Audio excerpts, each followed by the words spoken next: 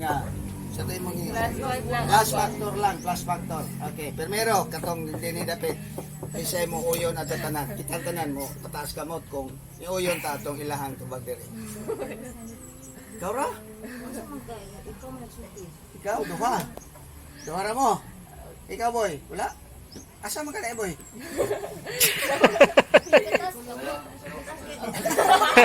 Kanawa ka mo sa libog din ako. Naglibog.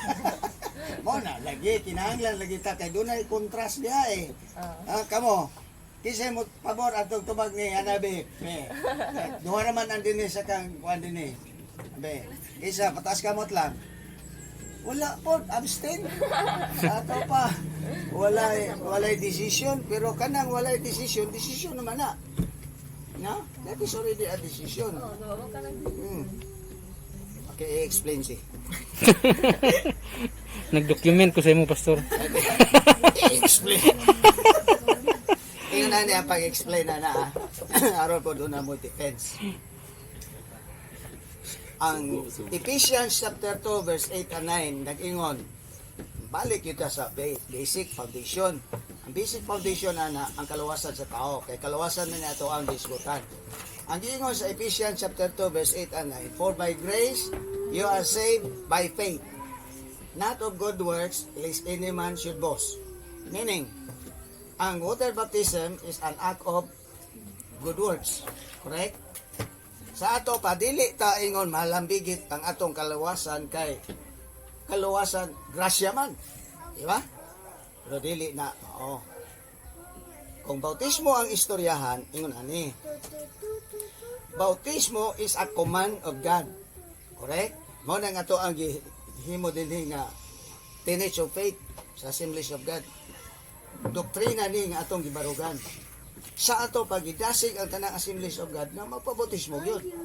Kay because water baptism is a command, then once whatever a command is, it must be obeyed. So failure to submit yourself for water baptism is an act of disobedience. And that act of disobedience will be a question to your salvation. Kaya the first sin committed sa kalibutan mo ang sin of disobedience. Lumbay ka dito sa kategory nga nakasala ang atong unang ginikanan through disobedience.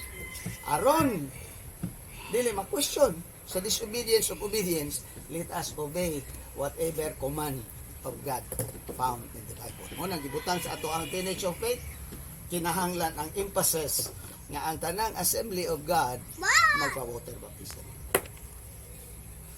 Kuha ni mo, Ar? Pwede ka maka-explain na ito, Ar?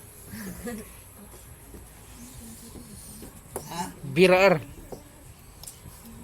Okay, siya maka-explain na ito. Mao na siya ang inyong technicalities sa koan, pagtubag kayo sahay, daghan kaayong muliit nga mga pangutana or inganyos istorya nga kaluwasan, grasya man, nga magpa-apil-apil pamantaan ng water baptism. In fact, doon ay mga pagtulunan sama sa UCCP, akong nabawaan, kaya gikan man ko sa UCCP. Water baptism sa UCCP, sprinkling, di man na bautismo. Kaya ang bautismo nga definition is immersion. Ilubog sa tubig. So kato ila, di gyapon to siya baptism kay pitik-pitik man. So disobedience gyapon sila. So ma-question ang ilang kaluwasan. Kaya ang sugo gyud sa Dios, panlakaw kamo, iwali ang maayong balita, tudloi sila og magpabautismo. Correct ba na? Asa dapita ganina, G? Nasa New Testament. New Testament. Mambil sa ganina, mambil. Matthew 28, 28. 19 and 20. Di ba? Panlakaw kamo ug iwali ang mayong balita. Pag humagwali, bautismohi sila sa ngalan, samahan, sa anak o sa Espiritu Santo. Kung sama na siya nga statement, sogo dili. Sugo. Sogo. Kay sogo man, tumanon. Kung pag di ka mo tuman, questionable ka sa sala nga obedience or disobedience. Disobey. Okay? Away siyaw-siyaw yun na, basta mo yung discipleship, may pagdili na lang tamo, hindi mo ani. And that is the truth. Kaya si Mami Tina, to tell you, ha, hago ni siya, ayun, nagwali ni siya Carmen, natulog kunta ni siya, pero ni ani siya, 3 o'clock na siya diri. So ha? Ha? Kanya si Hanabib, ako na-notice, sige pa siya og text. Naku, ayaw na. You have to prepare yourself kaya doon na exam karon. Ha? You have to review your notes. Ingon ana. Oh, ako nakaagi kong panguyab. Minaw kayo. Agi kong panguyab. Ang among panguyab tong una dili text. Sulat gyud. Oh, sulat ay gyud. O kanang medyo kuan lang. Lami kaayong pagkahanay. Katog yung envelope na humot. Pati humuta yung envelope gamiton doon. Kasi naka-notice ana dito sa mga bookstore nga doon na envelope na humot. Ha? Kamu wala na siguro karon kay text naman. Pero sa among panahon tong una, gamitan yun niya atong humot kaayo nga envelope. Unya, grabe ra ba yun kay ang sulat taas kayo. Ito ka na nga sulat bisan to kapila na ko nabasahon di ko sumhan. Tingnan na natin ang ay gugma, Banisil. Ha? Yes. Sige na kong basahon. Sige na akong basahon. Subli-sublion ako. Basahon ako sa buntag. Basahon ako sa udto. Basahon ako sa gabi. Pagkasayon buntag, basa na po. Kung saan ganito gisulti niya, ha? Okay. Sabi ko nyo kita, di ba? Oh. If you are in love with God, you must love to read the Word of God. What? Ha? Kisay kabasa na sa inyong Bible karon kay sukad na discipleship class tayo. Kabasa na gyud mo sa inyong Bible? Ikaw, kabasa ka? Ha? Sa kuan gyud sa nang moingon kag sugod kog Genesis chapter 1 na pa. Ikaw, asa man ka sugod? Genesis nganong Genesis mo boy mo gisugdan? Ha? Ikaw boy. Wala ikaw. Ikaw.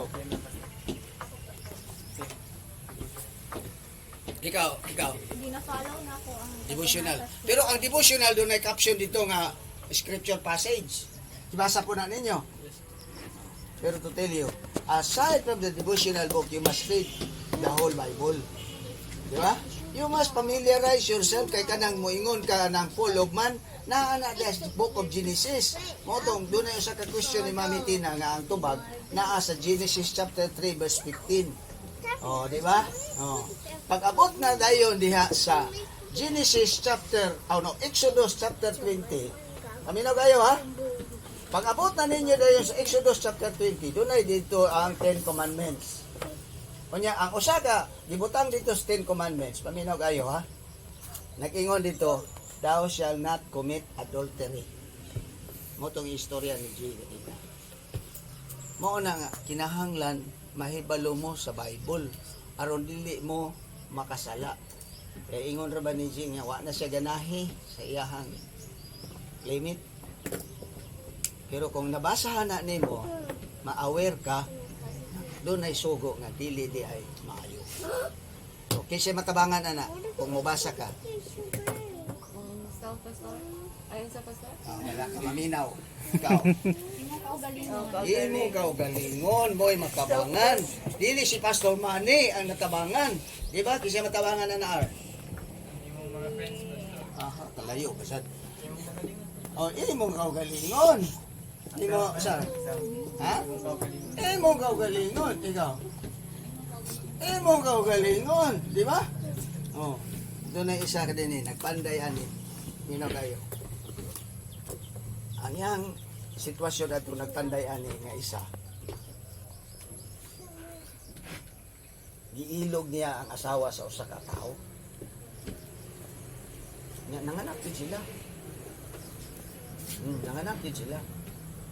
O niya, ibati na ako nga ako ning ibanghilyo ani.